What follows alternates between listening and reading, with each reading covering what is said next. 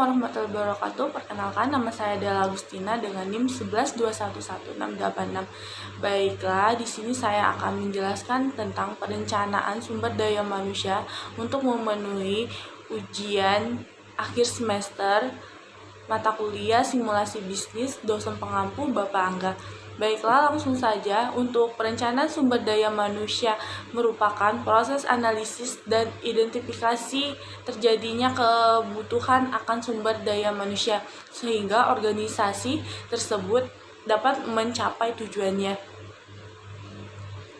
Perencanaan sumber daya manusia bertujuan untuk memastikan bahwa sumber daya yang dibutuhkan baik dalam arti kuantitas maupun kualitas atau kompetensi yang dimiliki telah tersedia pada saat diperlukan.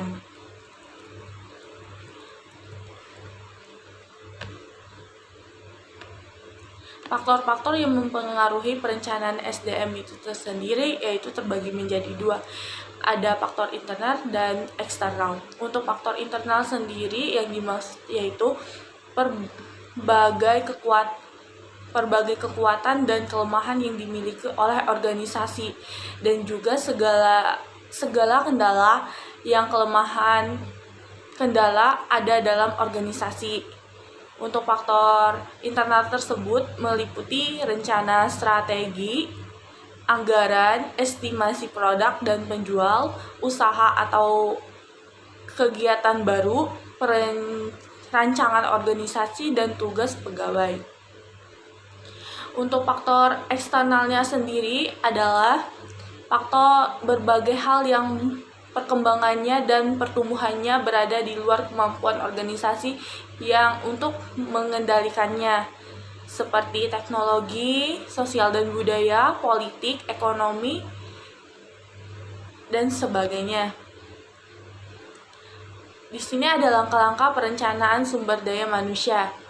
Untuk langkah-langkah perencanaan sumber daya manusia itu ada 4 langkah pokok. Yang pertama, perencanaan untuk kebutuhan masa depan, perencanaan untuk keseimbangan masa depan, perencanaan untuk perekrutan dan seleksi atau untuk pemberhentian sementara, dan perencanaan pengembangan sementara. Tetapi ada langkah dalam perencanaan sumber daya manusia itu yaitu menghimpun dan mengelola data dan informasi sumber daya manusia yang sudah dimiliki perusahaan untuk memperjelaskan kondisi sekarang baik dari segi jumlah maupun kualifikasinya, memprediksi kekurangan sumber daya manusia dengan membandingkan sumber daya manusia yang dimiliki dengan permintaan. Untuk selanjutnya yaitu mengontrol kesesuaian sumber daya manusia yang diprediksi berupa jumlah dan kualitasnya dengan perencanaan bisnis agar tujuan strategi dan visi perusahaan dapat dicapai secara maksimal. Untuk proses perencanaan sumber daya manusia itu sendiri terliput demand atau permintaan. Manajer sumber daya manusia hendaknya mampu memperkirakan permintaan akan sumber daya manusia yang dibutuhkan di dalam organisasi itu sendiri. Terus ada penggunaan. Jadi perencanaan sumber daya manusia harus mempertimbangkan penggunaan sumber daya yang ada, karena penggunaan yang tidak optimal berakibat pada pemborosan biaya perusahaan yang berujung akan kemampuan perusahaan dalam menghadapi persaingan. Untuk yang selanjutnya yaitu supply atau penawaran. Yang perlu kita perhatikan dalam perencanaan sumber daya ada di internal maupun eksternal organisasi. Yang selanjutnya yaitu tantangan dan kendala dalam perencanaan sumber daya manusia. Di sini ada standar kemampuan sumber daya manusia, yaitu berarti informasi kemampuan daya manusia hanya berdasarkan ramalan-ramalan prediksi yang sifatnya subjektif. Hal ini menjadi kendala yang serius pada sumber daya manusia untuk menghitung potensi secara pasti. Yang selanjutnya ada manusia atau SDM, sumber daya manusia makhluk hidup, yang sebagaimana makhluk hidup tidak dapat dikuasai sepenuhnya seperti mesin. Jadi hal ini menjadi kendala PSDM karena itu sulit memperhitungkan segala sesuatunya dalam rencana. Misalnya ia mampu tetapi tidak tersedia pengeluaran seluruh kemampuannya. Untuk yang selanjutnya yaitu situasi sumber daya manusia.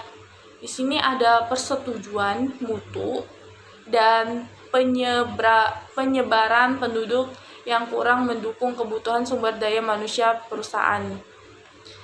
Yang selanjutnya yaitu kebijakan perburuhan pemerintah. Kebijakan pemburuan pemerintah ini seperti kompensasi jenis kelamin, WNA, dan kendala lain dalam PSDM untuk membentuk rencana yang baik dan tepat. Untuk selanjutnya yaitu ada perencanaan fungsi-fungsi MSDM. Ada perencanaan organisasi, perencanaan pengarahan,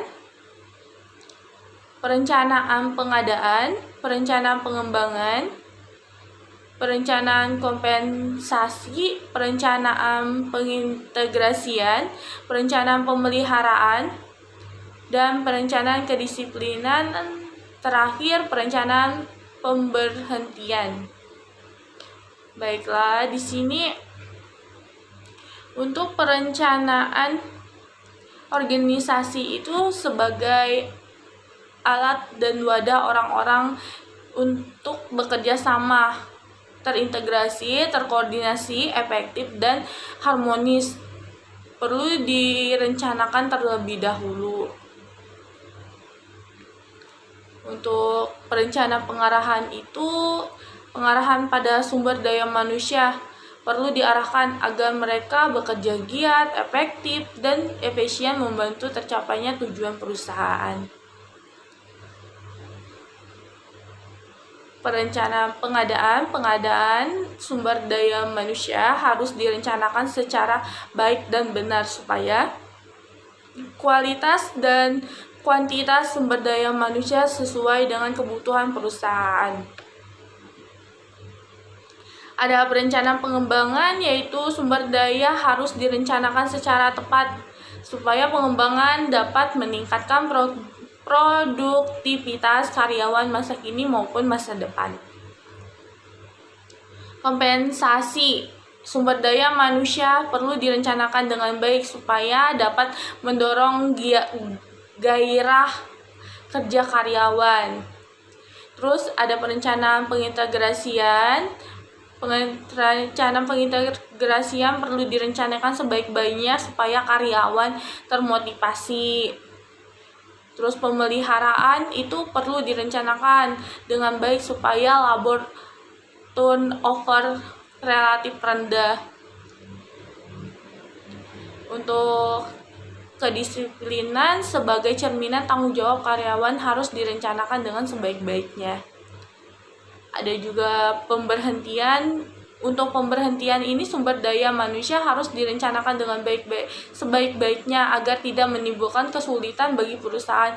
Karena apa? Karena cepat atau lambatnya